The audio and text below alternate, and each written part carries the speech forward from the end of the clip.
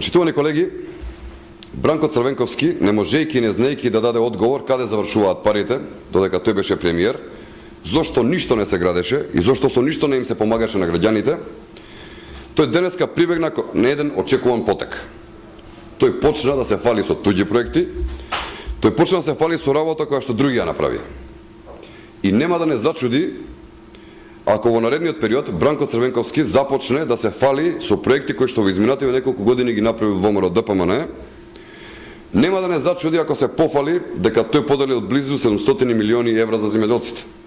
Нема да не зачуди ако започне да се фали дека тој не ги намалил пензиите за 8%, туку ги зголемил. Нема да не зачуди ако се пофали дека тој е човекот кој што инвестирал над 100 милиони евра за подобрување на македонското здравство.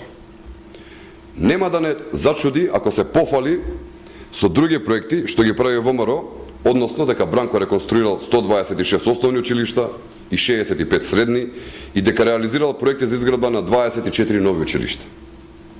Нема да не зачуди ако Бранко Црвенковски продолжи да се фали со проект за изградба на 145 спортски сали, изградба на 35 спортски сали, фудбалски игралишта над 50 и над 100 повеќе наменски игралишта. Нема да не зачуди ако Бранко Црвенковски продолжи да се фали со над 2000 проекти кои ги реализираше владата на ВМРО ДПМН. Тој е многу уплашен од прашањето каде одеа парите додека беше тој премиер и затоа нормално е да се фали со туѓи проекти. За волја на вистината, фактите говорат дека околу 70% од средствата инвестирани и работите кои беа завршени околу браната Козјак се за време на мандатите на владите на ВМРО ДПМН.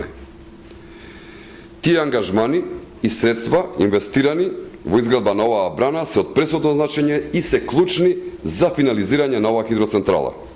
Наспротив фактот кој што говори дека Црвенковски го одолговлекуваше нејзиното градење.